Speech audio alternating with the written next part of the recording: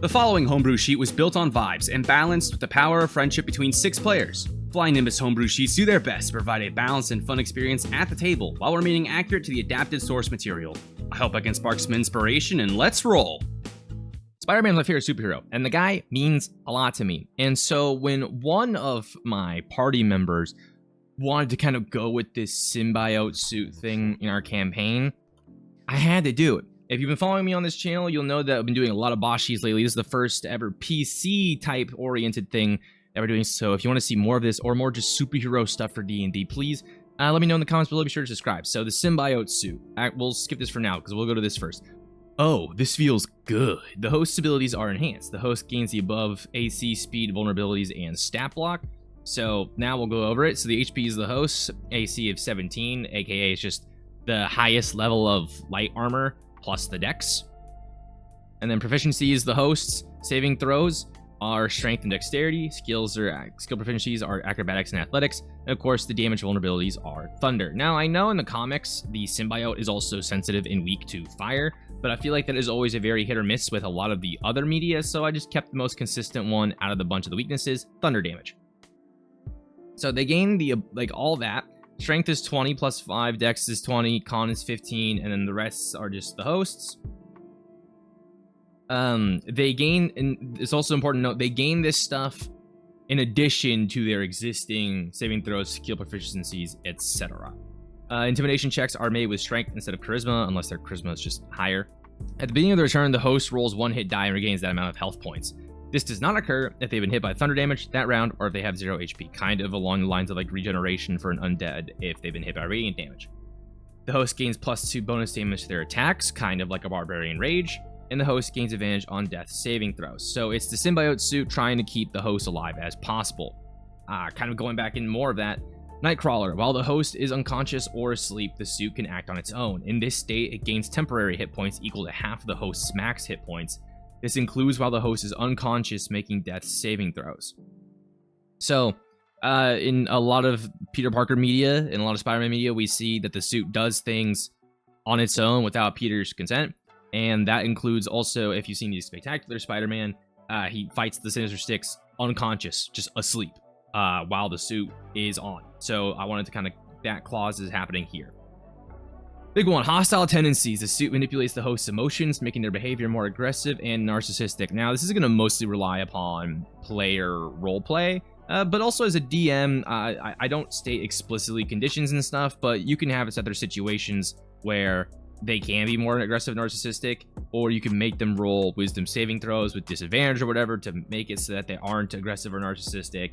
That is all for DM and player talks and discretion with each other. Now, fun thing, symbiosis. This is where we get into a lot of the abilities of the suit. I pulled a lot of these from what I saw in the Spider-Man 2 video game that came out for the PS5. I actually did a playthrough of that here on this channel. I know I do mostly D&D content, but if you do want to see, that is the literal one gameplay through that I have on this channel. Be sure to go check that out if you're at all interested and want to see more of me for some reason. But anyway, let's get on to it. So the spell save is the DC +8 plus strength plus proficiency. Rage. Each action costs a symbiote point. The pool of symbiote points is equal to double the host proficiency bonus, and they are regained on a long rest. This is kind of akin to like psionic die, or at least the amount of psionic die. I thought that was a good amount for this ability block. So, Rage. The host can use Arms of Hadar at the first level, but instead of necrotic damage, it does bludgeoning damage. The damage increases by 1d6 when the host reaches the 5th level, so 3d6, 11th level 46, 17th level 5d6. Just to make sure that scales along with wherever your players are at in the campaign. Cannon. A large tendril rushes forth from the suit's arm, hitting creatures in a 15 by 5 foot wide line. Creatures in the line must make a strength saving throw. On a failure, a creature takes 3d8 bludgeoning damage and is pushed back 5 feet. On a success, they take half damage and are not pushed back. The damage increases by 1d8 at 11th level for 4d8 and 17th level for 5d8. Shatter. The host can use Burning Hands at first level, but instead of fire damage, it's bludgeoning damage. On a failure, the creature is also knocked prone. The damage increases by 1d6 at 11th level and 17th level for 5d6. Now we're kind of in a bonus action. So Cunning. The host can use the dash, high, or disengage actions as a bonus action. Rush. If the host is a spellcaster, they can cast a cantrip as a bonus action. If they are a martial type, they can use their bonus action to make an extra attack. Now, DMs, If you're looking at this, I would actually either redact or just hide this from your player, as I did. I did not show this clause to my player. Unity, the longer the symbiote and the host remain connected, the harder it is to separate them. To separate from the suit requires a wisdom saving throw. Starting at DC 5, every combat encounter adds +1 to the DC, every new dawn adds +3.